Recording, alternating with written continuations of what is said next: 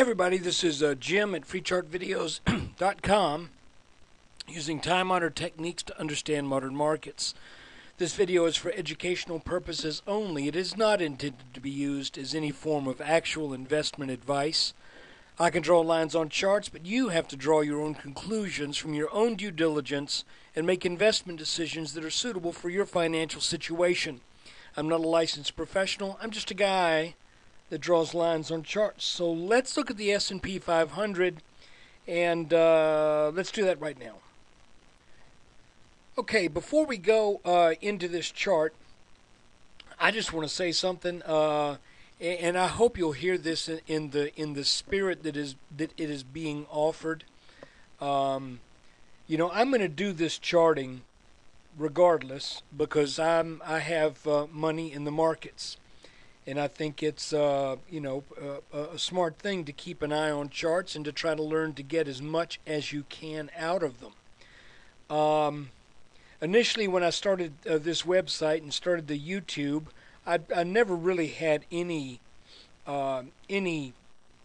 illusion or disillusionment that I was going to get rich doing this. I just had the idea that if I charged a little bit from time to time for a video and let people donate, then it would be worthwhile. Also, I've done the advertising on the website, now the advertising on the videos, and what I've learned is this, is that stuff has a tendency to start out looking pretty good, but after a while people become blind to it. In other words, you start running the ads and people click on them, and then after a while, you end up having the same, 70% or so repeat visitors to your site, and they're not interested in seeing that same ad about buying gold again. And really, to be honest, that's not the system is not designed to where you can just go in and tell people to click. That'll get you in trouble with Google. So I've never done that. But so I'm kind of faced at a crossroads right now where I'm trying to decide whether or not I keep doing this for free or whether I just go to some kind of simple little subscription service, have the website there, but the videos would be delayed by 2 or 3 days on the website. That way people could see if I'm getting it right, and but people who want to profit from my possibly getting it right would pay a small amount, and they would get the links in their email. I don't know. I'm just thinking this over and trying to figure out the best way to make it work. But now on to the chart. Today we are looking at a down day, and it makes sense in a number of time frames. The first one is here looking at a 4-hour chart. We last Friday identified what looks to be an area of congestion that is constrained by these two blue lines, and that's going to make this either a reversal or a consolidation. You'll remember that last Friday I stated that as long as we're in between these two lines, we've got about a 75 point spread between the top and bottom. And as long as it's being kicked in between these, you can play the volatility and make some money doing that. But the real move is going to be when the market either breaks out over the top of this line or breaks under this line. And right now, we got really have no way of knowing for sure. I've drawn this black line because that's where we bounced today, and if we extend that horizontal line backwards, it's interesting because we see that it was resistance here, here, and here, and once it broke, it was support.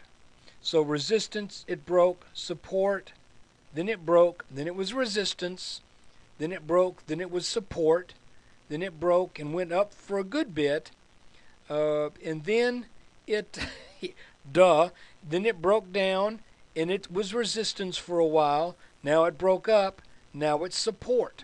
Maybe. The thesis being that this line is technically important. It is defining something going on at this level where the market has a tendency to bounce off of this line. Now, if we go to a 30-minute chart, I had accidentally erased a line here.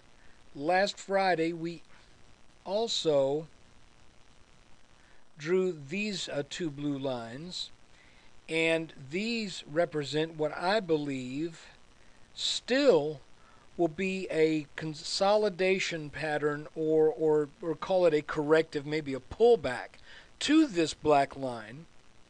And when we closed right at the top of this line last Friday, not at the top of the line, but at the top line of this pattern, that's a tough call, because you think if something really positive happens over the weekend, that could break right on up out of that line, then pull back, and then you go long on the pullback. And I was all, kind of waiting for that.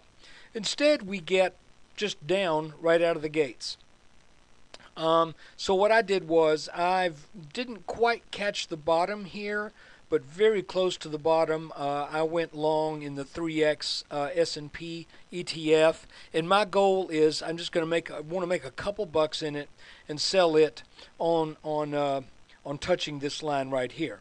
Now, if it breaks out, then would that mean that was a stupid move? Well, not really, because if it breaks out, more than likely it's going to come back and back test anyway, in which case I'll be able to buy it back at a better place than had I just held it through that move. At least that's my story, and I'm sticking to it. So look, that's what's going on with the S&P right now. If we back off here, hold on. Okay, I thought I hit pause and then record again, so this may be doubling up on something. But I was saying that this gray line right here, we're kind of fairly close to maybe testing that again, but we also have this support line right here. This line, by the way, is at about 1296 to 1297. This bottom line, a move under 1260 would be a breakdown of that pattern, and it's going to take a move right now of better than 350, 355 to take out the top. So right now I'm just looking at trying to play the volatility in this a little bit, but really my goal at this point is to wait until this pattern makes up its mind which way it's going to go before committing anything sizable at anything other than a few select individual stocks. I want to thank you again for watching this video, and I'll be keeping you apprised of what I decide to do in the future with the nature of the site, and I would love to hear your feedback if you have time to share it. So take care. There'll be another video tomorrow.